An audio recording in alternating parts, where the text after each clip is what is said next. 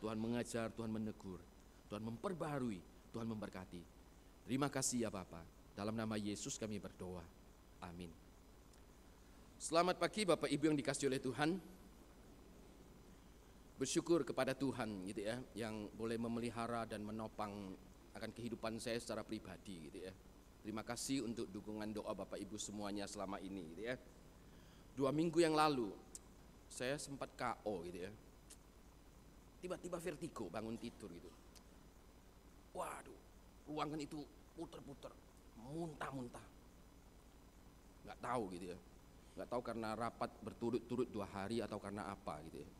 Karena memang Senin, Selasa saya rapat, Minggu rapat, Senin rapat gitu ya. Mungkin karena kurang istirahat atau apa enggak. Atau karena memang keteledoran saya sendiri, saya nggak tahu gitu ya. Tapi serasa itu, waduh. Sehingga saya harus berbaring gitu ya. Telepon dokter Ina gitu ya. Dokter Ina lagi perjalanan ke kampus. Akhirnya dia kirim satu dokter lagi yang lain yang datang gitu ya. Dokter itu lihat saya tumpah-tumpah gitu ya. Sekarang puji Tuhan, tapi kalau Anda tanya enak enggak? Ya belum enak 100% gitu loh. Kalau Anda lihat saya jalan gitu ya enggak seperti biasa gitu. Agak apa, bukan kepalanya sakit, enggak. Seperti keseimbangannya itu belum apa ya, belum 100% gitu ya. Saya tanya teman-teman yang lain, pernah sakit enggak? Pernah. Diapain? Saya tidur Pak, berapa lama? 1 hari. Loh, Anda 1 hari sembuh? Iya. Aku hampir 1 minggu gitu. Tuhan berbelas kasihan gitu ya. Puji Tuhan pagi ini boleh ketemu Bapak Ibu semuanya. Doakan supaya ke depan tetap baik-baik gitu ya. Agak flu sedikit, bindeng-bindeng juga. Mari Bapak Ibu, saya mengajak kita melihat satu bagian firman Tuhan. Yoel pasal yang kedua. Dari ayat yang ke-12 sampai ayat yang ke-19. Ini seruan pertobatan yang sangat keras, boleh dikatakan, bagi umat Israel, supaya Tuhan berbicara kepada kita terlebih di tengah-tengah zaman kondisi seperti sekarang, juga minggu persiapan Prapaskah yang kita masuki minggu pertama ini. Yoel pasal yang kedua ayat 12 hingga 19, saya bacakan demikian. Tetapi sekarang juga, demikianlah firman Tuhan, berbaliklah kepadaku dengan segenap hatimu, dengan berpuasa, dengan menangis, dan dengan mengadu. Koyakkanlah hatimu dan jangan pakaianmu. Berbaliklah kepada Tuhan Allahmu, sebab Ia pengasih dan penyayang, panjang sabar dan berlimpah kasih setianya, dan Ia menyesal karena hukumannya. Siapa tahu mungkin Ia mau berbalik dan menyesal, dan ditinggalkannya berkat, menjadi korban sajian dan korban curahan bagi Tuhan Allahmu. Tiuplah sangkakala di Sion, adakanlah puasa yang kudus. Maklumkanlah perkumpulan raya, kumpulkanlah bangsa ini, kuduskanlah jemaat, himpunlah orang-orang yang tua, kumpulkan anak-anak, bahkan anak-anak yang menyusu. Baiklah pengantin laki-laki keluar dari kamarnya, dan pengantin perempuan dari kamar tidurnya.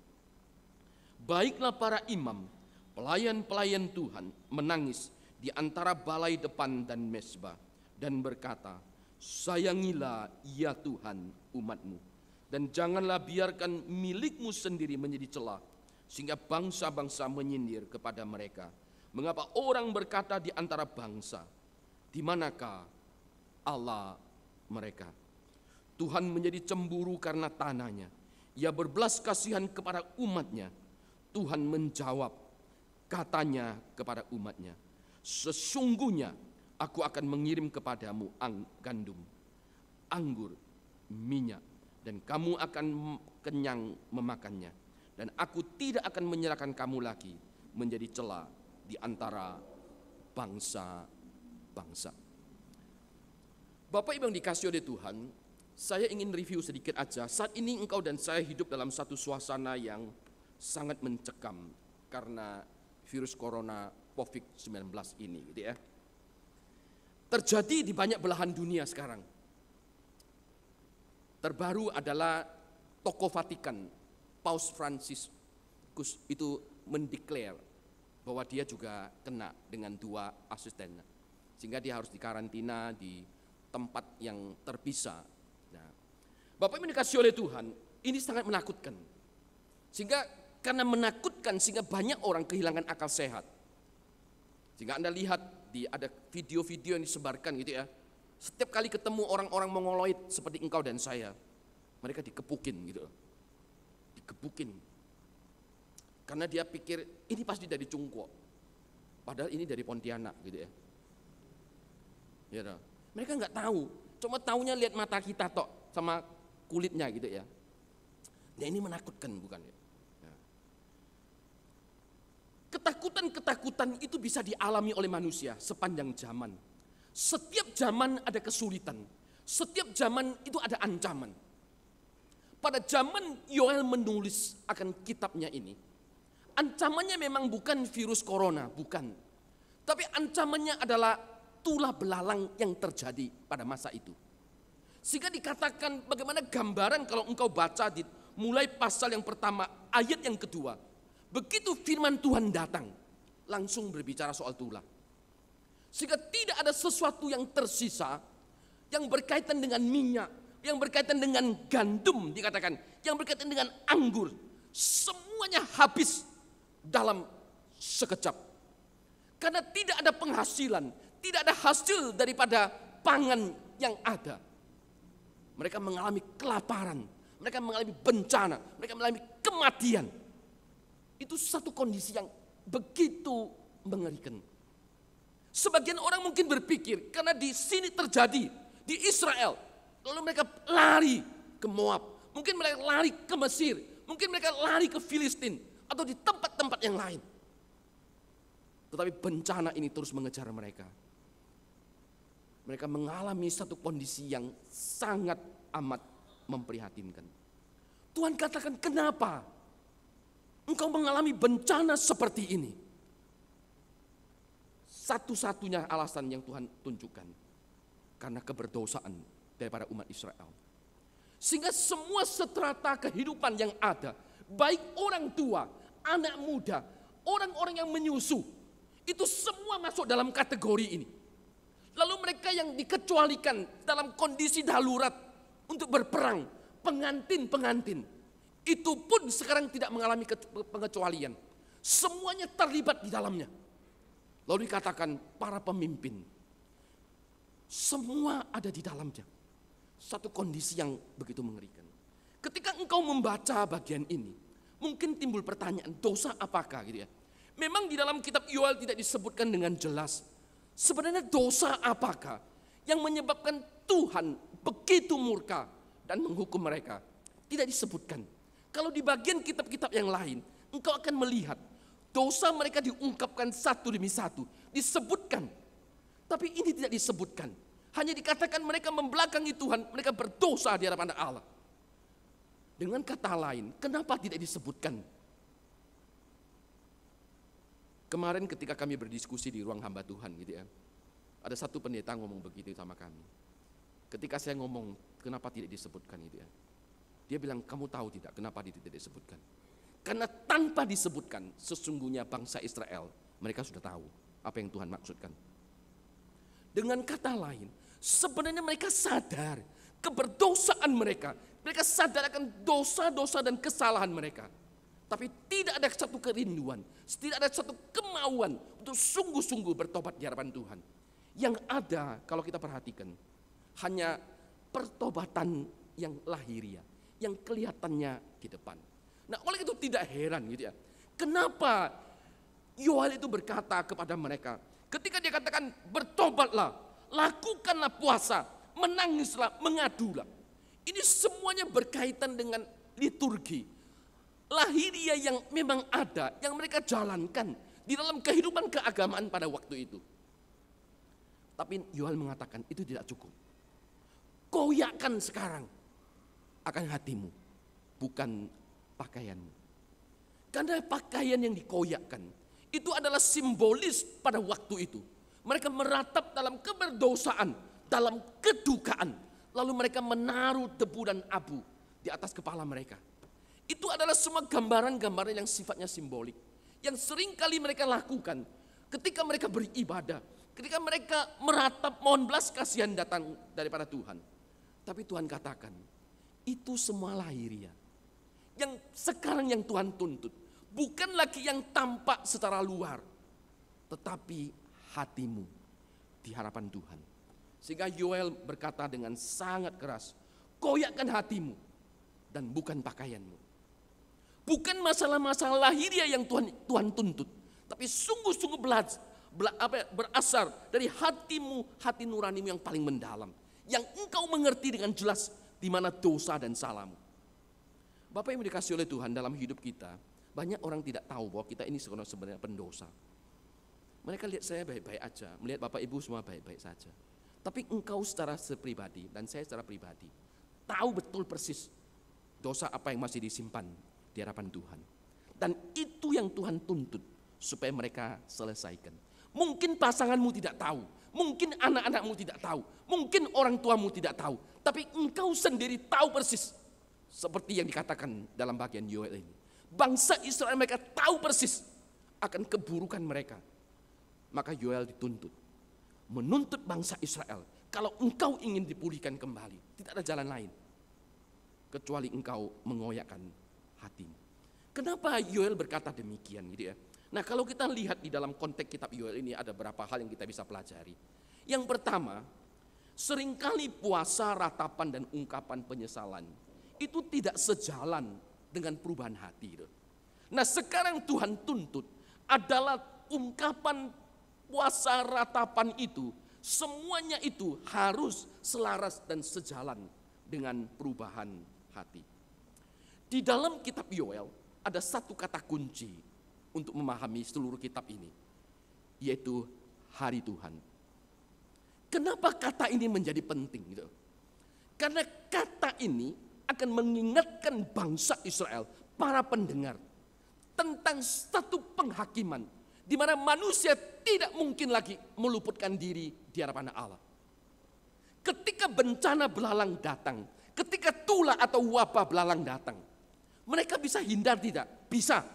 Seperti saya katakan, ketika Bethlehem ada bencana, maka Naomi pergi ke Moab. Ketika di tanah perjanjian ada bencana, bangsa Israel bisa lari ke Mesir. Ada jalannya. Ketika belalang terjadi di bangsa Israel, mereka mungkin juga berpindah. Ketika virus corona terjadi di satu wilayah, mereka lari ke wilayah yang lain. Dari satu negara mereka pindah ke negara yang lain. Ada kemungkinan engkau bisa melarikan diri. Tapi ketika hari Tuhan datang, dia katakan, engkau tidak ada satu tempat pun engkau bisa melarikan diri. Maka konsep hari Tuhan di dalam kitab Yoel yang berkaitan dengan pertobatan ini menjadi penting. Tuhan ingin mengatakan, kalau ada tula belalang saja, engkau sudah mengalami kesulitan sedemikian rupa. Engkau tidak bisa hidup dengan tenang. Engkau hidup dalam kondisi kehancuran. Apalagi kalau hari Tuhan itu datang. Engkau tidak mungkin meluputkan diri. Engkau dan saya tidak mungkin meluputkan diri di hadapan Tuhan. Nah, di sini dikatakan supaya ketika mereka dikatakan koyakkanlah pakaian, maka biarlah lituar-lituar agamamu, lituar-lituar ibadahmu, apakah itu ratapan, apakah itu puasa, apakah itu penyesalan, apakah itu debu dan abu, apakah itu koyakkan pakaian. Yang paling mendalam semuanya itu harus ditujukan kepada koyakkanlah hatimu. Jadi ada satu bentuk pertobatan yang sejati, yang menyeluruh, yang Tuhan ingin katakan. Nah, yang menarik itu di sini kalau Anda perhatikan. Ketika bicara soal hari Tuhan, bagi orang-orang percaya, itu adalah hari kesukaan dan hari kemenangan. Karena pada waktu itu Tuhan akan menyatakan akan kemuliaannya, keagungannya, dan kuasanya. Tapi bagi orang-orang yang tidak mau bertobat, bagi orang-orang yang tidak percaya, hari itu menjadi hari penghakiman. Hari itu menjadi hari malapetaka. Hari itu menjadi hari kebinasaan dan penghukuman yang kekal yang Allah akan jatuhkan kepada mereka. Tidak ada tempat mereka bisa meluputkan diri. Nah, di tengah-tengah kondisi yang demikian, mereka dipimpin untuk mengingat hari Tuhan. Ketika melihat bencana, ketika melihat wabah belalang, tulah belalang ini belum seberapa Tuhan katakan. Tapi ada satu lagi, kalau engkau tidak bertobat engkau akan habis. Itu kalau kita kontekkan dalam saat sekarang. Ketika engkau melihat virus corona, ini belum seberapa. Kau nanti tiba hari Tuhan, engkau dan saya sudah tidak punya kesempatan untuk melepaskan diri. Tidak punya kesempatan lagi untuk membebaskan diri. Engkau lari kemana, hukuman itu akan mengejar engkau. Maka sebelum tiba pada hari itu, mereka dituntut untuk bertobat. Maka Yoel mengatakan, berbaliklah. Berbaliklah dan kembalilah kepada Tuhan. Nah, kata berbalik di sini di ayat yang ke-12, ini menarik sungguhan. Berbalik di sini, ini bukan bicara soal satu bentuk perubahan, memperbaiki kelakuan secara etika atau secara moralitas. Tidak. Di dalam agama-agama selalu mengajarkan perubahan moralitas. Baik tidak? Tentu baik. Tapi ketika bicara soal berbalik, tidak berbicara soal perubahan perilaku, berhenti sampai di sana, tidak. Karena perubahan perilaku itu, mungkin di tengah-tengah ancaman, engkau bisa belajar berubah.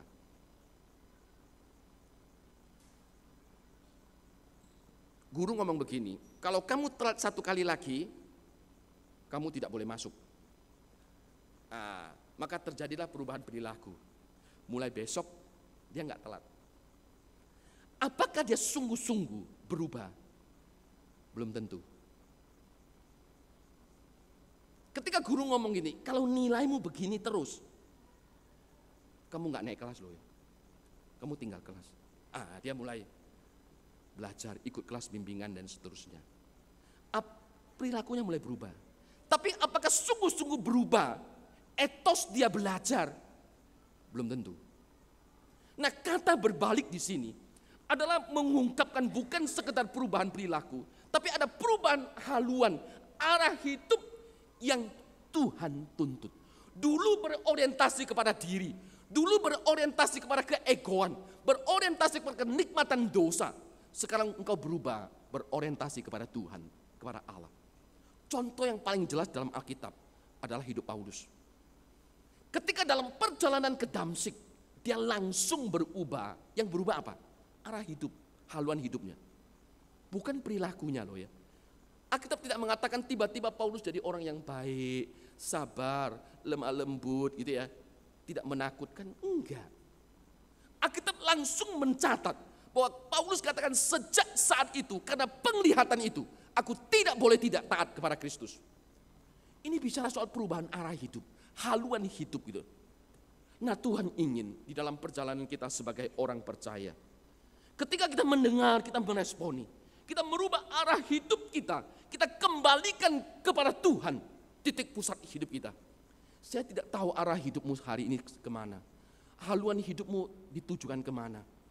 Apakah kepada kenikmatan hidup gitu lah, keakuan, keagungan, hidup yang ada pada diri kita, kekuasaan atau apapun. Di manakah arah hidupmu sekarang, haluan hidupmu? Tuhan katakan bertobat, arahkan kembali haluan dan arah hidupmu hanya kepada Tuhan. Nah, di dalam Ibrani ada satu ayat yang sangat baik.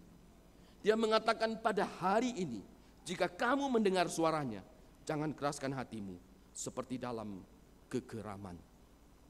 Bangsa Israel pada zaman Yoel, ketika mereka mendengar, apakah mereka sungguh-sungguh berbalik? Tuhan katakan kalau engkau tidak sungguh berbalik, aku akan menghukum engkau. Bahkan yang lebih lagi. Tapi ketika engkau berbalik, engkau akan mengalami pemulihan yang datang daripada Allah. Ibrani mengatakan pada hari di mana engkau mendengar, jangan keraskan hatimu gitu. Engkau tahu persis apa kelemahan diri kita secara pribadi. Engkau tahu persis dosa apa yang masih tersimpan dalam diri kita secara pribadi. Tuhan ingin engkau dan saya bereskan hari ini di hadapan Tuhan. Supaya hidupmu dan hidup saya boleh dipulihkan kembali. Kalau engkau secara pribadi tidak ingin membereskan, engkau terlalu berpikir, engkau merasa nyaman, karena tidak ada yang tahu. Satu hari Tuhan akan mempermalu engkau. Sebelum tiba hari itu, bertobat cepat. Sebelum tiba hari itu, supaya engkau boleh menikmati satu kehidupan yang jauh lebih indah. Yoel dalam masa pelayanannya, Dia terus berseru supaya bangsa Israel bertobat kembali ke harapan Tuhan. Supaya mereka jangan dihancurkan. Supaya mereka jangan dibinasakan. Itu bagian yang pertama. Lalu yang kedua, kenapa dia ngomong? Jangan koyakkan pakaianmu, tapi koyakkanlah hatimu.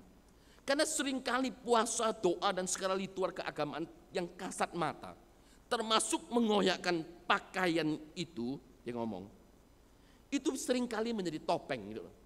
Pembenaran kalau kita ini berubah, tapi sebenarnya tidak berubah. Ya, di dalam diri kita itu ada begitu banyak topeng sungguhan. Kita selalu tampil lebih sabar. Kenapa? Karena kita takut dicap orang ini nggak sabaran, ini ngamuk entok. Tapi sebenarnya natur kita nggak bisa itu. Karena memang tidak ada pertobatan secara membatin. Kita terus tahan, tetap nggak bisa. Kita hanya memoles diri kita, datang ke gereja, ya senyum, sabar sedikit, gitu ya, baik. Dulu mungkin tidak ke gereja, sekarang ke gereja. Oh ya, caputola, gitu ya, kira-kira begitu aja. Bangsa Israel pada zaman Yesus pun mereka sering menutup diri. Sehingga Tuhan katakan, engkau lihat, mereka itu seperti kuburan. Di atasnya itu bersih, bagus, seperti San Diego Hill.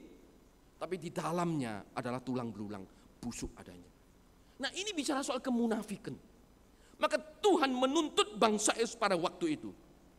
Kamu koyakkan itu bukan pakaianmu. Koyakkanlah hatimu. Pengoyakan pakaian pada zaman itu, kalau engkau baca gitu ya, di dalam Alkitab, seringkali itu menjadi satu simbol, satu tanda adanya perkabungan dan keputusasaan. Contohnya pada waktu kematian daripada Yoab Panglima Daud. Daud berkata, koyakkanlah pakaianmu, lilitkanlah pada tubuhmu kain kabung, dan merataplah di depan mayat Abner. Itu yang terjadi. Karena pada waktu itu Abner mati gitu, dia begitu berduka. Dia berbicara kepada Yoab dan semua pasukan yang ada. Koyakkan pakaianmu, supaya tanda perkabungan, tanda-tanda duka. Dulu kalau kita orang Tionghoa gitu ya, waktu orang tua meninggal, kita kan pakai satu baju lagi kan ya. Yang apa ini? Kain apa namanya? Kain karung atau apa gitu ya. Ya di Jawa sudah nggak ada. Tapi kalau di Kalimantan masih ada yang pakai. Lalu di atasnya ada satu topi yang agak apa ya? Ya bahannya sama kan, ditaruh di sini kan ya. Lalu ada satu tali diikat di pinggang gitu ya. Satu tongkat lalu dipegang gitu ya. Kita orang datang itu nunduk terus. Gak berani lihat. Sekarang coba Anda di jasa, ada nggak? Hahaha gitu ya. Duka itu seguyonan gitu. Dulu kamu berani begitu. Encekmu datang langsung kepalamu di. Gitu. Sekarang kan enggak gitu loh. Nah itu semuanya tanda-tanda sifatnya lahiriah. Bahkan kalau kamu tidak menangis, kamu dipaksa menangis. Engkau harus nangis. Gitu. Apalagi laki-laki kalau kehilangan orang tua gitu ya. Dia nggak menangis, disenggol sama yang lain. Ayo kok, nangis. Padahal dia nggak bisa nangis, tapi karena dia suruh gini, ya nangis semua mau apain gitu loh. Ya, nah ini semuanya lahiriah, menjadi topeng. Sehingga kadang-kadang orang lihat dia, oh tahan ai tahan papa, dia sangat menyayangi papanya, tahan xiaosun dan seterusnya. Padahal waktu kamu dengar pelan-pelan orang kiri kanan, wah dulu hidupnya jahatnya minta ampun sama papanya. Kan begitu kan? Itu lahiriah. Nah bangsa Israel pada waktu itu mempunyai pola kehidupan keagamaan seperti itu. Mereka berpikir kalau koyakkan pakaian, itu sudah beres semuanya. Lalu mereka berpikir, mereka berpuasa. Nah puasa pada zaman itu adalah dalam kondisi meratap, menyesal. Ada satu kebutuhan rohani yang mendalam. Kalau engkau baca kitab Esther, engkau akan menangkap kesan itu. Ada satu kebutuhan yang begitu mendesak.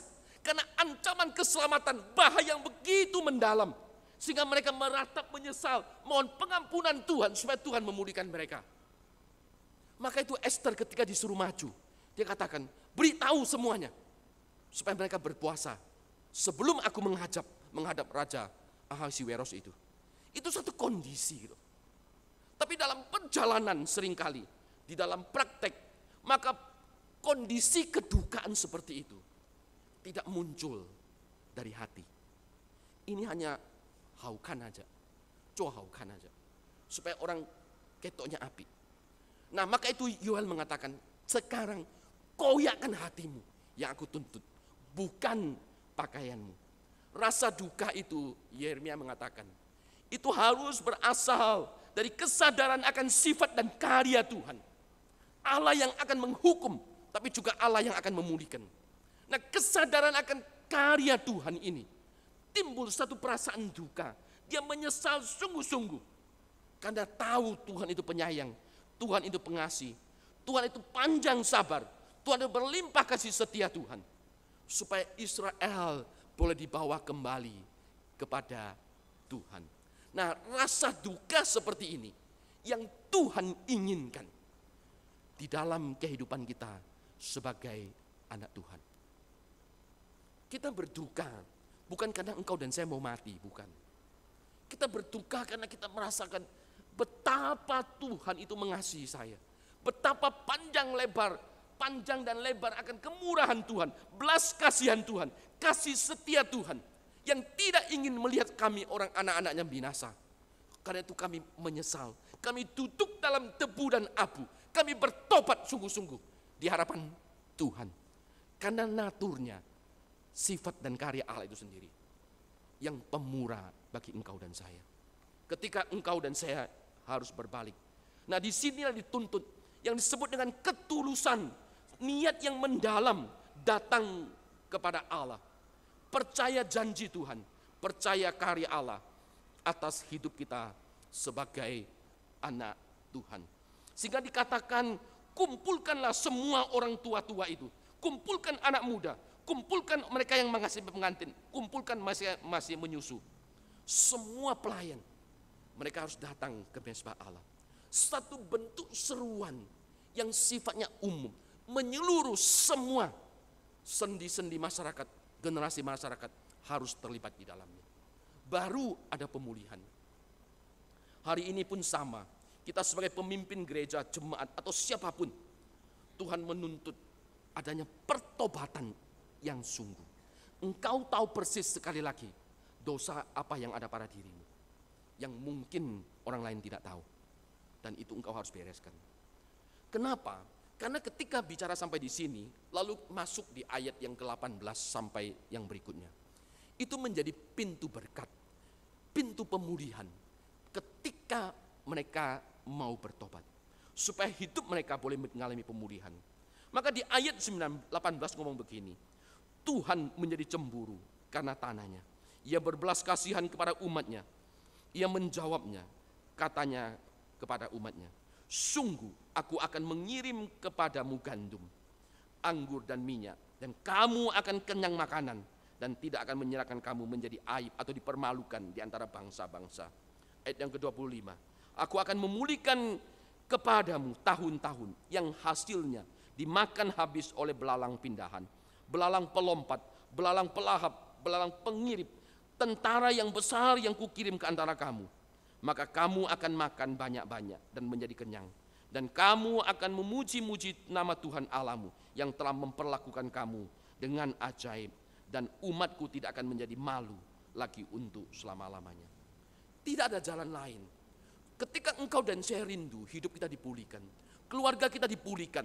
Pekerjaan kita dipulihkan. Gereja mengalami kebangunan rohani. Tidak ada jalan lain. Yaitu dengan bertobat. Kembali kepada Allah. Karena Yoel mengatakan pintu berkat sesungguhnya terbuka pada waktu engkau bertobat. Nah di sini ada satu kata yang menarik, yaitu kata siapa tahu Tuhan nanti menyesal. Nah, itu ya. Ia menyesal karena hukumannya. Siapa tahu mungkin ia mau berbalik dan menyesal. Kata menyesal di sini ini menarik loh ya Bapak Ibu yang dikasih oleh Tuhan. Jangan bayangkan seperti engkau memukul anak, tiba-tiba engkau menyesal. Bukan itu. Nah, saya tunjukkan satu ayat. Teman-teman yang buka bahasa Inggris mungkin bisa lihat. Tadi saya suruh lihat Pak Bambang dalam Mandarin kok tidak tampak juga. Nah, di dalam satu terjemahan yang lain gitu ya, di Indonesia Literal Translation, dia ngomong begini. Sebab Dia yaitu Tuhan pengasih dan penyayang, lambat untuk marah, berlimpah kasih setia, dan Ia menyesal akan yang jahat. Nah, frase menyesal akan yang jahat ini tidak tampak di dalam terjemahan yang kita baca hari ini. Tapi kalau teman-teman baca di versi Inggrisnya, terutama Revised Version, engkau akan melihat kalimat itu. Nah, Bapak, kenapa ini menjadi penting gitu loh. Jadi penyesalan di sini ini berarti Tuhan melihat kejahatan manusia yang begitu luar biasa. Keberdosaan manusia yang begitu luar biasa. Jadi penyesalan itu atas kejahatan. Penyesalan itu berkaitan dengan atas kebobrokan. Kejahatan yang dilakukan oleh umat pada waktu itu. Maka Tuhan katakan, Dia menyesal kenapa manusia yang diciptakan ini terus menerus hidup di dalam dosa. Nah, kalau engkau baca Kejadian pasal yang ke-5, engkau akan lihat ketika dosa itu terus bertambah, lalu di situ ada satu perasaan Tuhan. Kenapa umatku yang kuciptakan sedemikian mulia ini hidup dalam kebobrokan yang begitu luar biasa? Maka Tuhan katakan, aku akan memusnahkan angkatan ini. Lalu terjadilah air bah. Karena yang dilihat Tuhan, bukan karena Tuhan sudah menghukum lalu Tuhan menyesal, bukan. Tapi Tuhan melihat kejahatan itu yang terus berkembang. Engkau boleh baca di dalam Kejadian pasal yang ke-5. Kenapa yang Tuhan ciptakan begitu mulia dan begitu agung manusia ini terus hidup dalam dosa. Maka Tuhan katakan ketika melihat kejahatan itu, Dia menyesal. Dia melihat bangsa Israel, umat pilihan, terus hidup dalam dosa. Dia melihat gereja Tuhan, umat pilihan Tuhan, tubuh Kristus, terus hidup dalam dosa. Ada muncul penyesalan. Kenapa umat yang saya tebus terus hidup dalam keterpurukan seperti itu? Nah, oleh karena itu Bapak Ibu dikasihi oleh Tuhan, Yoel cepat memberitahu, melalui Nabi Yoel, Tuhan memberitahu. Umat Israel sekalipun mereka pernah tidak mentaati Tuhan, sekalipun mereka pernah mengalami kesulitan dan pendisiplinan, Tuhan mendisiplin mereka melalui wabah belalang itu. Tetapi masih ada harapan. Tuhan berkata, Dialah Allah yang panjang sabar. Dialah Allah yang berlimpah kasih setia Tuhan. Dan Dia juga Allah yang berjanji untuk memulihkan akan tahun-tahun hidup kita di hadapan Tuhan. Bapak Ibu yang dikasihi oleh Tuhan, saya tidak tahu apakah engkau mengalami keterpurukan hari ini tidak. Dengan kehidupan keluarga, dengan dunia usahamu, keluargamu, apapun yang engkau alami. Masuki masa minggu Prapaskah ini, gunakan waktu itu untuk melihat kembali. Kenapa kita mengalami seperti ini? Masih adakah dosa yang belum kita akui, yang belum kita bereskan di hadapan Tuhan? Tuhan ingin engkau dan saya membereskan itu. Agar supaya hidup kita yang saat ini mengalami keterpurukan ini boleh dipulihkan kembali. Tuhan berjanji kepada mereka, apa yang pernah hilang, yaitu gandum anggur, Tuhan akan kembalikan. Mereka boleh memakan dengan kenyang. Dan mereka tidak lagi akan dipermalukan oleh bangsa-bangsa di sekitarnya. Dengan bertanya, di manakah Allah mereka? Ketika mereka bertobat, Tuhan menjanjikan pemulihan hidup seperti itu. Saya kasih contoh satu kisah hidup gitu ya. Tahun 90-an sampai awal 2000. Ini adalah satu grup band cadas metal yang sangat terkenal. Pernah 6 kali ikut nominasi Grammy Awards, 2 kali menang. Tahu nggak? Yang senang musik cadas metal? Enggak ya, kita semua senang lagu rohani semua ya. Worship pokoknya lagu-lagu yang rohani lah, kita nggak pernah seneng gini ya. Ini adalah, saya nggak tahu saya bacaan ini betul nggak, KOR, KORN gitu ya. Nah, ini adalah grup musiknya. Nah, grup musik KORN ini dia pernah menjual, 1 kali jual 30 juta kopi. Duitnya nggak tahu kayak apa ya. Ya, dia pernah mencatat 9 kali mengeluarkan album hit. Anda kalikan aja. Kalau orang bisa jual 1 kali, seneng minta ampun. Dia 9 kali.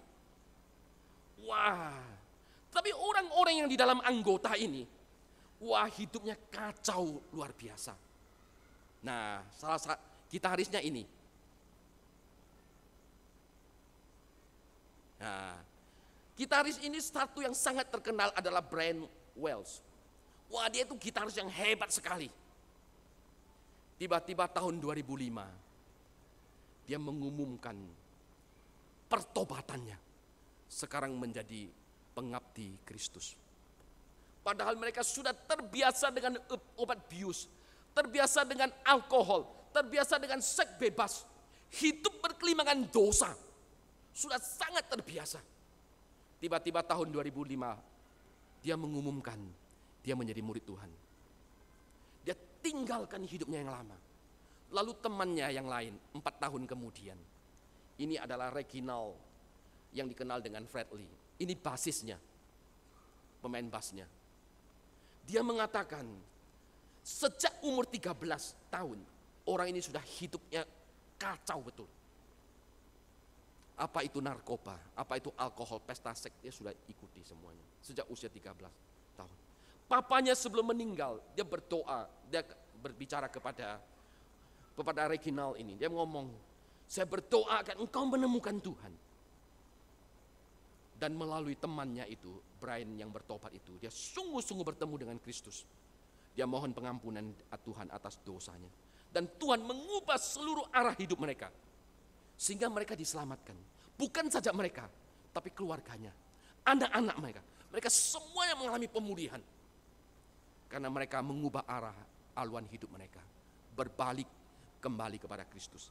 Sehingga pada waktu sekarang ini, mereka dikenal sebagai orang-orang yang mengabdi kepada Kristus. Terus menjangkau jiwa, terus memberitakan Injil. Terutama kepada orang-orang teman-teman mereka yang punya kebiasaan latar belakang seperti itu. Dan Tuhan pakai mereka. Baik Brian ini maupun Reginald ini.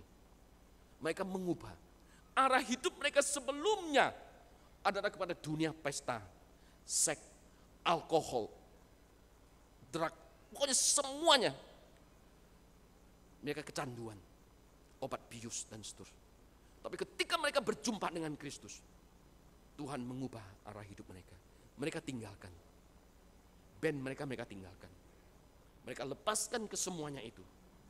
Dan mereka mengalami kemenangan yang datang daripada Tuhan.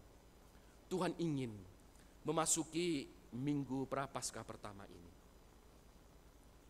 Kembali lihat diri kita gitu ya. Dengan engkau melihat dunia yang saat ini ada virus corona. Saat ini mungkin engkau aman. Tapi ketika tiba hari Tuhan, tidak ada tempat yang aman. Engkau bisa melarikan diri. Sebelum tiba hari itu Tuhan katakan, sebelum hari Tuhan tiba, sekarang ini dia katakan, koyakkanlah hatimu, bukan pakaianmu. Berbaliklah dengan segenap hati, sekarang ini juga, bukan nanti.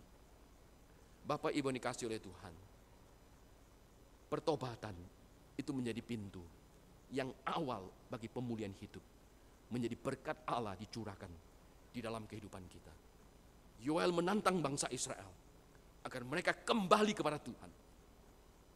Demikian firman Tuhan juga ingin engkau dan saya kembali ke hadapannya.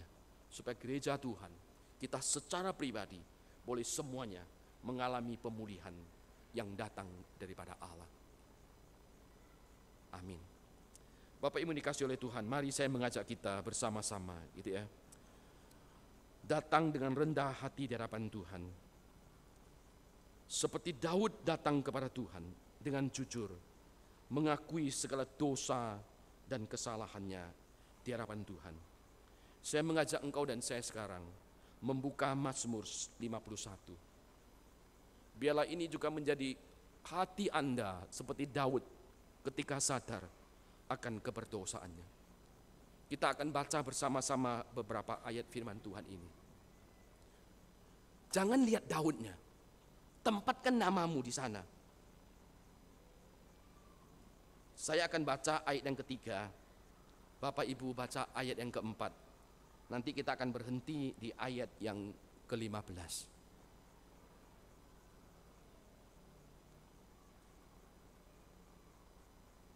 Kasihanilah aku ya Allah, menurut kasih setiamu. Hapuskanlah pelanggaranku, menurut rahmat-Mu yang besar.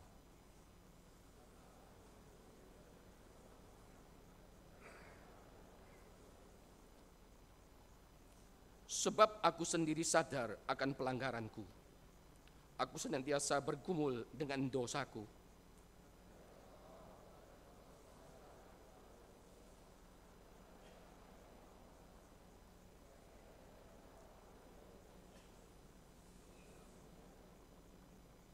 Sesungguhnya dalam kesalahan aku diperanakan, dan dalam dosa aku dikandung ibuku.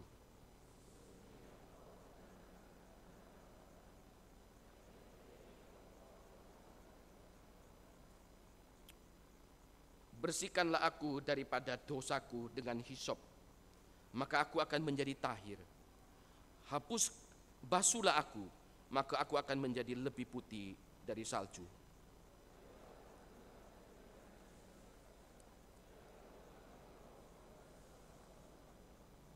Sembunyikanlah wajah-Mu terhadap dosaku, hapuskanlah segala kesalahanku.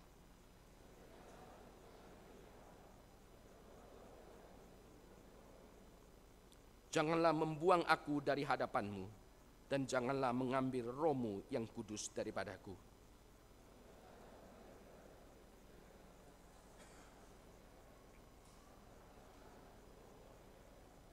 Sama-sama, maka aku akan mengajarkan jalan-Mu kepada orang-orang yang melakukan pelanggaran, supaya orang-orang berdosa berbalik kepadamu. Kita berdoa.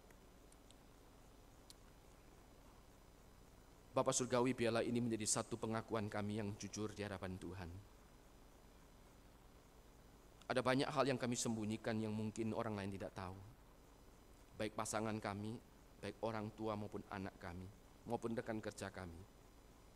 Tapi itu adalah satu sisi-sisi gelap yang ada pada diri kami, yang Engkau tahu persis ya Tuhan. Kami ingin membereskannya pagi hari ini di hadapan Tuhan. Dengan hisop-Mu Engkau menyucikan kami, Engkau mentahirkan kami dan menguduskan kami ya Tuhan. Biarlah darah Kristus yang tercurah di atas kayu salib sekali lagi boleh mengampuni kami. Karena dengan pertobatan ini ya Tuhan yang sungguh, dari hati kami yang hancur, rasa duka kami yang paling mendalam, kami mengoyakkan hati kami. Disitulah kunci pintu pemulihan dan berkat Allah bagi hidup kami. Tuhan tolong kami ya Tuhan. Hamba tetap berdoa, menyerahkan umat-Mu ke dalam tangan kasih daripada Tuhan. Tuhan sekali lagi di dalam kasih setiamu, semuanya tetap terpelihara. Di tengah-tengah dunia yang mengalami ancaman karena virus COVID-19 ini ya Tuhan. Tuhan jaga keluar masuk kami, sekali lagi dalam naungan damai sejahtera daripada Tuhan. Biarlah kami boleh merasakan aman, tenang, hanya di dalam Engkau. Terpujilah Engkau ya Tuhan, berkati aktivitas kami, hari-hari hidup kami. Karena kami tahu sesungguhnya hidup kami ada di dalam tangan Tuhan. Terpujilah Engkau Bapa, ampuni sekali lagi dosa dan kesalahan kami. Dalam nama Yesus kami berdoa. Amin. Terima kasih Bapak Ibu semuanya.